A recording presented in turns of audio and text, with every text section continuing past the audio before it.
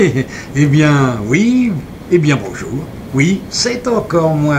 Et comme d'habitude, je vais vous conter une histoire. Cette histoire est assez difficile, mais elle a une belle fin quand même. Voilà.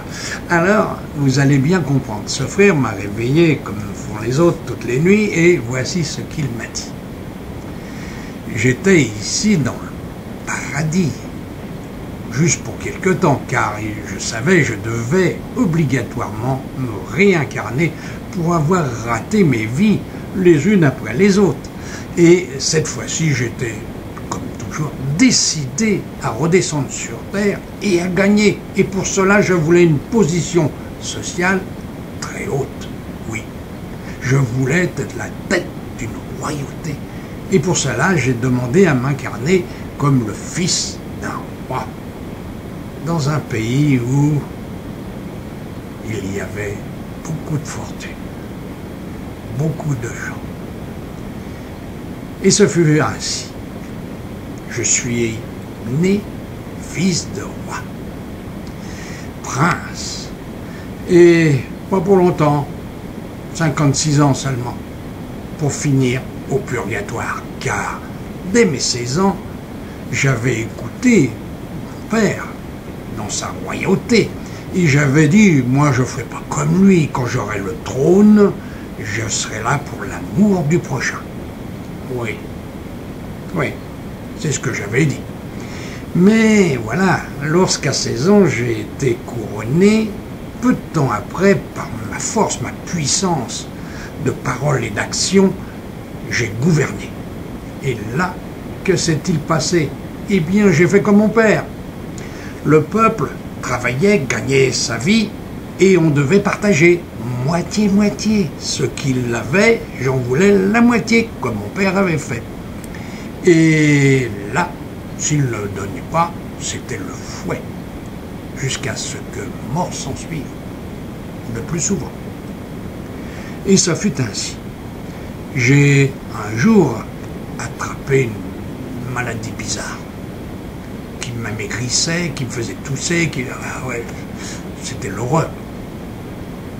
J'avais eu ça parce que les femmes, l'alcool, tout, le bon vin, tout ça, les plaisirs. Parce que voilà ce qui se passait. Une jolie femme était dans le secteur, elle était obligatoirement à venir dans mon lit. Si c'était la fille d'un couple, c'était pareil. Voulu ou non, je la voulais dans ma couche.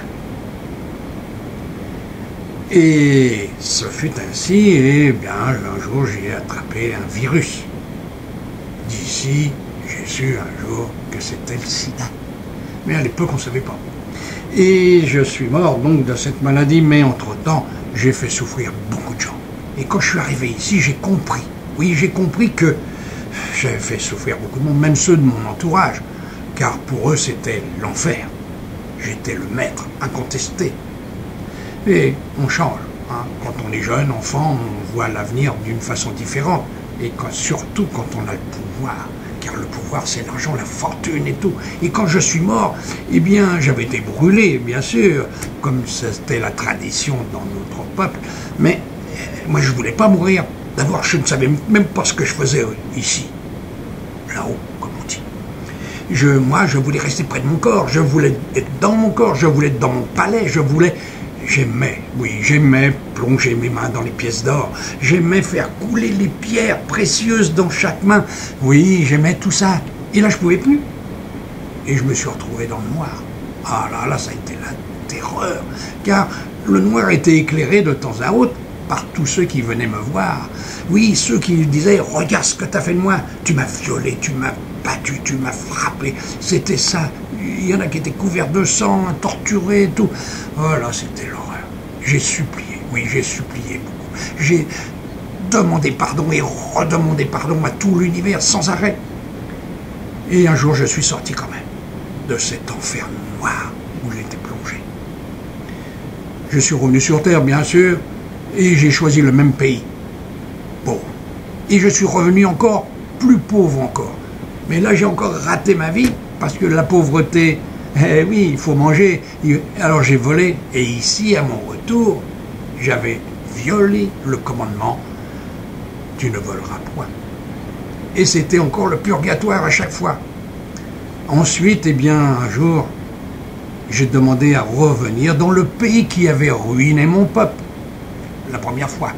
Oui, celui qui avait pris, ce peuple qui avait pris le coton, le thé, l'or, l'argent, toutes ces pierres précieuses qu'il y avait dans notre pays. Eh bien, je suis revenu chez ces gens, et ceux qui avaient pressuré le peuple. Et lorsque, dans la royauté où j'étais venu encore une fois, parce que j'avais dit là, je vais changer, c'est vrai, j'ai changé, car j'ai refusé mon trône, je l'ai laissé à mon frère. Moi, je suis parti, oui. Et quand je suis arrivé ici, eh bien, j'avais tout gagné. Ouais, j'avais tout gagné. Le paradis m'appartenait, parce que c'était la différence totale. Moi, tout était éclairé, c'était merveilleux. Je voyais le ciel bleu, le soleil, c'était éclairé partout. Alors que les autres fois, je n'éclairais que moi-même, une luciole dans le noir. Je devais faire peur d'ailleurs. Mais ici, il y en a tellement que tout le monde a l'habitude de voir ces gens qui ont raté leur vie sur la terre. Alors, ici, j'ai reconstruit tout ce que je pouvais reconstruire. Je souffle dans l'oreille des gens en leur disant « Faites le bonheur des autres ». C'est pas évident car chacun a sa façon de vivre. Très peu écoutent les enseignements qu'on leur donne. Oui, il faut toujours aimer son prochain. C'est la clé, il n'y en a pas d'autre. Si on veut rester au paradis, il faut aimer. Et alors, regardez sur terre, aimer son prochain. Qui fait ça? Moi, je voudrais bien que ce soit tout le monde, mais c'est rare.